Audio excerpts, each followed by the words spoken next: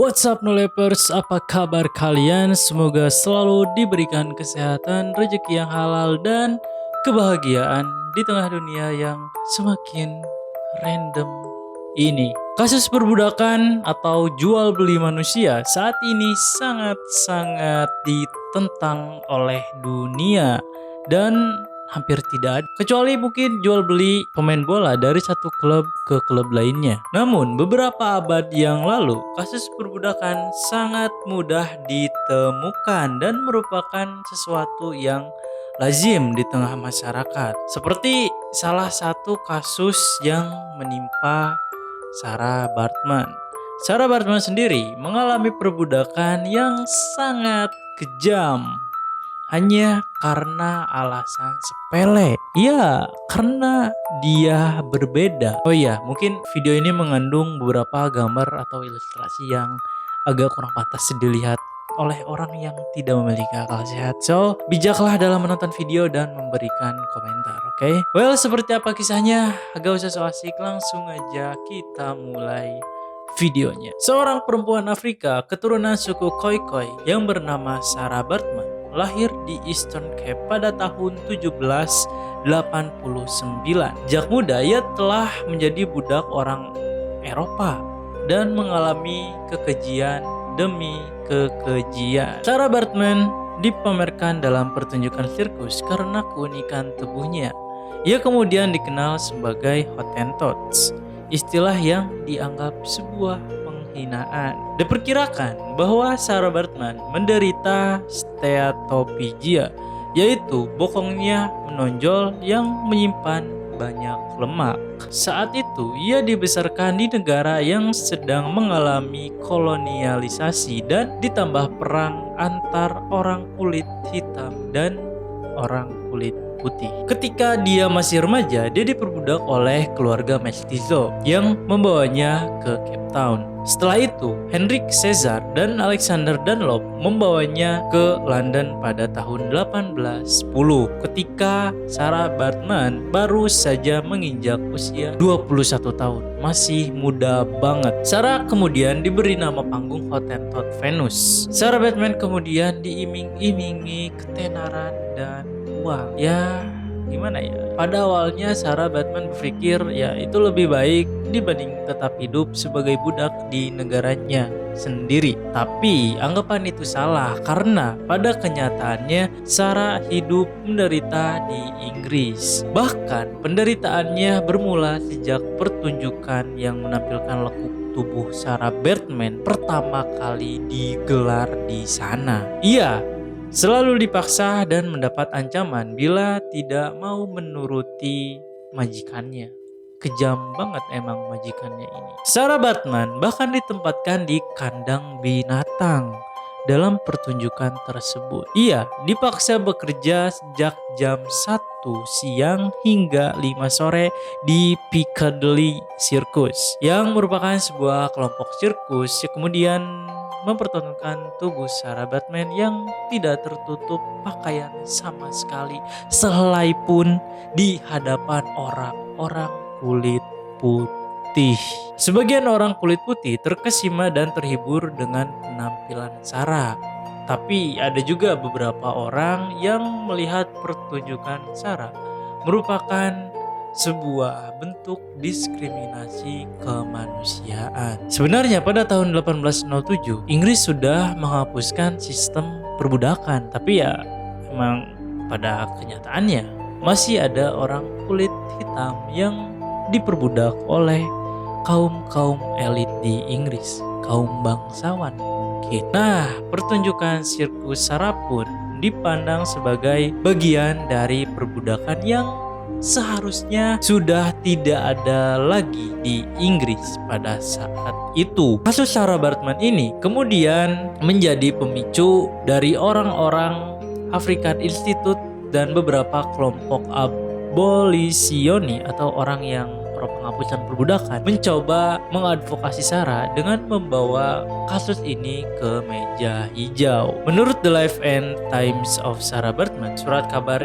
yang melaporkan tentang kehidupan Sarah Baartman. Di surat kabar itu melaporkan bahwa Sarah dipertontonkan seperti binatang buas, diperintah-perintah dari luar kandang, ya mungkin lebih seperti, sorry itu saya, beruang yang dirantai daripada manusia. Ya karena Sarah diperlakukan lebih kayak binatang bukan manusia.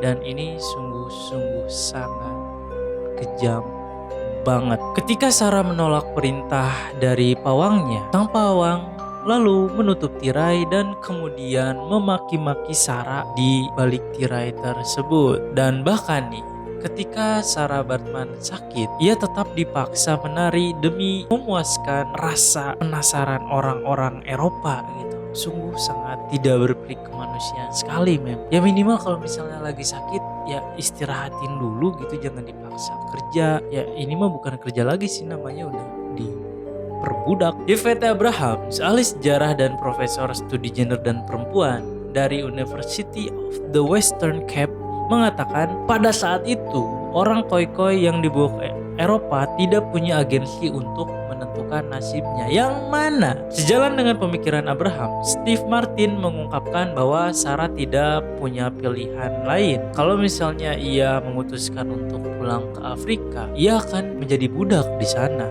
atau bahkan mati di tengah jalan, ya karena emang pada saat itu daya tahan tubuh manusia tidak sekuat orang-orang zaman sekarang. Ya bayangin aja cuy, dari Eropa ke Afrika itu menghabiskan waktu berbulan-bulan. Nah singkat cerita, ketika mereka nih majikan-majikannya Sarah Baartman tidak lagi mendapat keuntungan di Inggris, mereka lalu memutuskan untuk memindahkan Sarah Baartman ke Perancis. Ia lalu dibawa oleh seorang pria bernama Henry Taylor yang kemudian menjualnya kepada pelatih binatang bernama Roa dan kembali dipertontonkan di Palais Royal setiap hari sejak pukul 11 siang sampai 10 malam. Tidak hanya itu, Sarah juga dijadikan surprise guest oleh elit-elit Prancis dalam pesta-pesta mereka. Di sana ia menarik perhatian masyarakat dengan cara yang sama seperti yang ia lakukan di Inggris. Dan ada beberapa masyarakat sekitar yang tertarik kepada Sarah Baartman. Ya mungkin karena keunikan lekuk tubuhnya itu. Sekitar 15 bulan setelah kedatangannya di Prancis, kepopulerannya meredup sehingga pertunjukannya tidak lagi menarik perhatian orang banyak, yang artinya cuan-cuan yang masuk ke dompet majikannya ini semakin menipis dari hari ke hari. Ya karena hal itulah kemudian Sarah Baartman dipaksa menjadi seorang PSK, pekerja seks komersial. Sorry itu saya. Tak lama kemudian Sarah Baartman meninggal di Paris pada tanggal 29 Desember 1815 pada usia 26 tahun. Mudah banget, umur segitu tuh masih usia-usia produktif lah. Tapi karena akibat perbudakan, Sarah Baartman kemudian meninggal pada usia tersebut. Diduga kematiannya diakibatkan oleh penyakit radang. Ya, ada juga beberapa orang yang menyebutkan kalau Sarah Baartman ini sebelumnya terkena cacar air atau sifilis. Setelah kematiannya, ilmuwan George Cuvier melakukan otopsi. Dia mengambil beberapa organ dari tubuh Sarah Baartman untuk kemudian dipelajari dan diteliti. Pada tahun 1816, naturalis yang bernama Henry Murray mendapatkan catatan tentang bagaimana cara pembedahannya. Kerangka otak dan organ seksualnya dipajang di Museum of Men Paris hingga tahun 1974.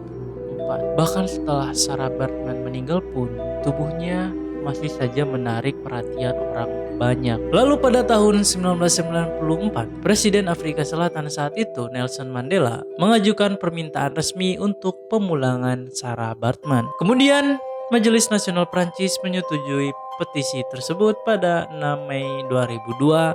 Lalu pada 6 Mei tahun yang sama, jenazahnya dikirim ke Afrika Selatan. Kemudian ia dimakamkan pada 9 Agustus 2002. Perlu diingat ya, Sarah Baartman meninggal tahun 1815. Yang artinya butuh waktu sekitar 187